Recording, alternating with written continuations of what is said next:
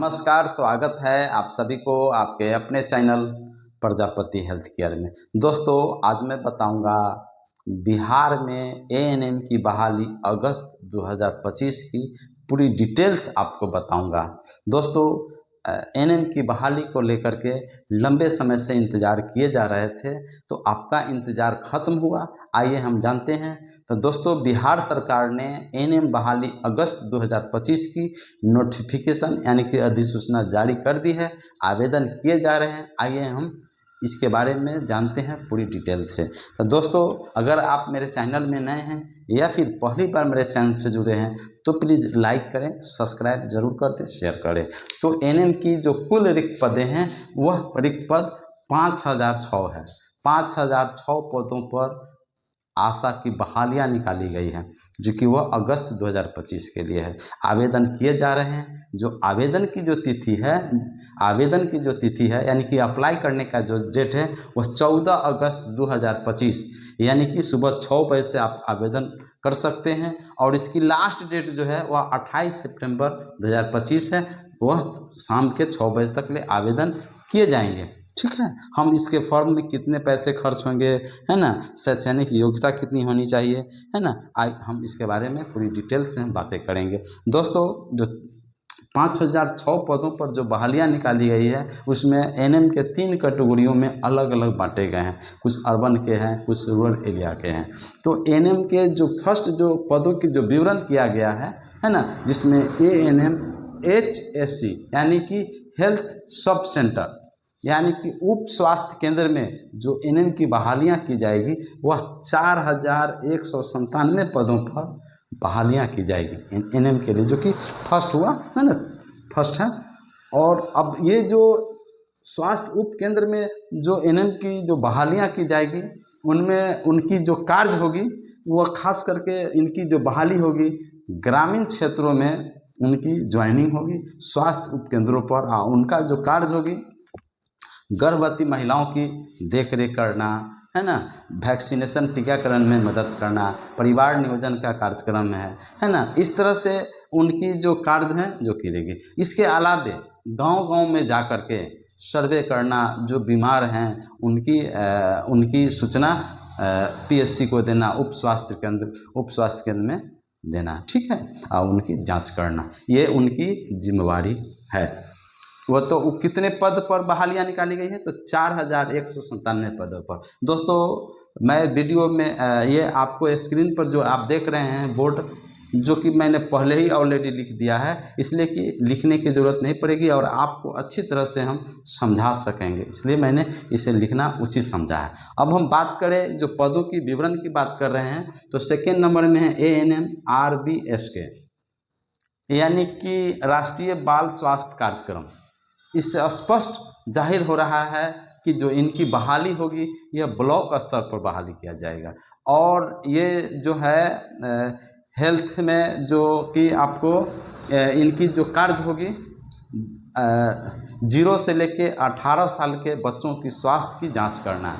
जैसे आंगनबाड़ी केंद्रों में जाना, वहाँ की बच्चों को स्वास्थ्य की जांच करना, जैसे दांतों को देखना, है ना, आँख का देखना, कान देखना, है ना, पूरी तरह से बच्चों के पोषण को देखना, स्वास्थ्य को देखना और उसकी जो है जांच करना, ये इनकी कार्य रहेगी RBSK। यह ब्लॉक स्तर की में इनको ज्वाइनिंग दी जाती है, ब्लॉक स्तर में कार्य करते हैं, ठीक है। तो इनकी कुल पदों की संख्या 510 है। और तीसरा ANM की बात करें तो तीसरा ANM है NUHM यानी कि नेशनल अर्बन हेल्थ मिशन यानी कि राष्ट्रीय शहरी स्वास्थ्य मिशन के तहत 299 पदों पर बहालियाँ निकलेगी। चूँकि इनकी जो ANM की जो पोस्टिंग होगी यह शहरी क्षेत्रों के लिए होगी, वह देहाती क्षेत्र में वह कार्य नहीं करेंगे, शहरी क्षेत्र में। और शहरी क्षेत्र के जो भी अस्पताल है, जैसे सदर अस्पताल हो या फिर क्या कहते हैं ये मेडिकल कॉलेज हो, है ना, जो कि अस्पतालें हैं, अनुमंडल अस्पतालें, उसमें इनकी शहरी क्षेत्रों में इनकी बहाली की जाएगी। और इनकी जो कार्य है तो इनको गर्भवती महिलाओं की देखरेख करना, वैक्सीनेशन टीकाकरण में मदद करना, है ना, इस तरह से ये परिवार नियोजन में मदद करना इत्यादि जो है इनकी कार्य दी जाती है। तो ये कुल मिलाकर के जोड़ेंगे तो 5006 पदों पर बहालियाँ निकाली गई है एएनएम बहाली अगस्त 2025 में। हम अप्लाई का तिथि मैंने बता दिया है कि यह 14 अगस्त 2025 से 28 अगस्त 2025 के बीच में अप्लाई आपको कर सकते हैं। ठीक है, अब बात करें कि फॉर्म में कितने चार्ज लगेंगे, तो अगर वो जनरल कैटेगरी से आते हैं या फिर ईडब्ल्यूएस से आते हैं, ईबीसी से आते हैं या फिर बीसी से आते हैं तो उनको 500 रुपये इनकी चार्ज लगेंगे और यह ऑनलाइन मोड में इनसे पैसा लिए जाएंगे, क्योंकि वह आपको साइबर कैफ़े से आपको आवेदन करना है। ठीक है, वही एससी एसटी कैटेगरी से जो आते होंगे उनकी जो चार्ज है वह 125 रुपये हैं। आवेदन करने में उनको 125 रुपये चार्ज देने होंगे। वही दिव्यांग जो होता है यानी विकलांगता के कंडीशन में उनकी जो चार्ज होगी 125 रुपये उनको देने होंगे। यह है दोस्तों चयन की प्रक्रिया सीबीटी के माध्यम से कंप्यूटर आधारित टेस्ट के जरिए आपसे लिए जाएंगे। ठीक है, परीक्षा होगी, उस पर भी हम चर्चा करेंगे। अब क्वालिफिकेशन की बात कर लेते हैं, कितने शैक्षणिक योग्यता चाहिए, कौन कौन से प्रमाण पत्र की ज़रूरत है। तो इसमें आपकी प्रमाण पत्र 10+2 यानी कि इंटर आपको होना अनिवार्य है, ज़रूरी रखा गया है। और यह किसी भी सब्जेक्ट से हो, चाहे वो साइंस हो, आर्ट्स हो, कॉमर्स हो, वह इसमें आवेदन करेंगे। इसके अलावे 2 साल का एनएम सर्टिफिकेट होनी चाहिए।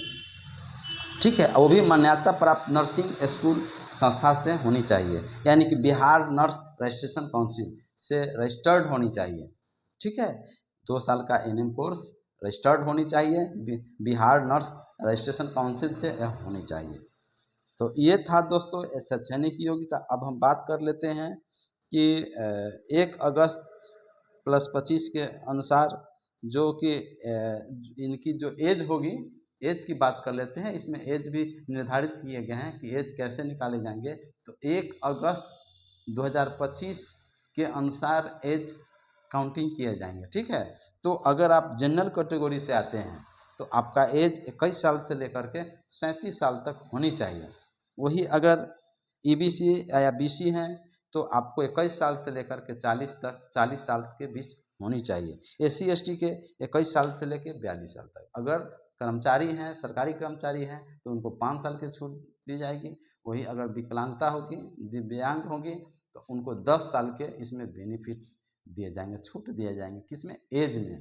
अब सीबीटी के तहत जो एग्ज़ाम लिए जाएंगे वह ऑब्जेक्टिव मोड में आपको एग्ज़ाम लिए जाएंगे। आपकी भाषा जो है वह हिंदी इंग्लिश तो जिसमें आपको रुचि है उसमें आपको दे सकेंगे। कंप्यूटर आधारित आपसे टेस्ट लिए जाएंगे जिसमें 60 नंबर में, इसमें सबसे अच्छी बात है कि इसमें नेगेटिव मार्किंग नहीं है। ठीक है, आपको इसमें नंबर नहीं काटे जाएंगे। इसमें पास मार्क के लिए कम से कम आपको 40% आपको लाने पड़ेंगे। तो इसी सीबीटी के आधार पर ही चयन की प्रक्रिया होगी। अगर आपके पास एक्सपीरियंस है या फिर कोई भी सरकारी अस्पताल में आप कार्य किए हैं जो आपके पास अनुभव प्रमाण पत्र है, उसमें आपको 20 नंबर दिए जाएंगे। ठीक है, 20 नंबर दिए जाएंगे। तो कैटेगरी अगर आप 1 साल का है तो 5 नंबर, 2 साल का है तो 10 नंबर, 3 साल का है तो 15 नंबर, 4 साल का है तो 5 नंबर। अगर 1 साल से कम का होगा तो उसमें नंबर आपको नहीं दिए जाएंगे, अनुभव प्रमाण पत्र का नंबर नहीं दिए जाएंगे। डॉक्यूमेंट्स वेरिफिकेशन जब सीबीटी के जरिए जो कि आपको मेरिट लिस्ट तैयार होंगे उसका डॉक्यूमेंट्स वेरिफिकेशन होगी। डॉक्यूमेंट्स वेरिफिकेशन के बाद आपको फाइनल सिलेक्शन होगा, उसके बाद आपकी जॉब होगी, आपकी नौकरियां होगी, आपको जो है बहाली कर दी जाएगी। ये था दोस्तों स्टाफ एएनएम बहाली अगस्त 2025 की। तो उम्मीद करता हूँ कि आपने इस चैनल के माध्यम से एएनएम बहाली 2025 के बारे में आप अच्छी तरह जाने होंगे, समझे होंगे। तो अगर आप मेरे चैनल में नए हैं या फिर पहली बार मेरे चैनल से जुड़े हैं तो प्लीज़ लाइक करें, सब्सक्राइब करें, आप वीडियो को अधिक से अधिक शेयर करें। आप लोग स्वस्थ रहे ऐसी हम कामना करते हैं। जय हिंद, जय भारत, जय बिहार।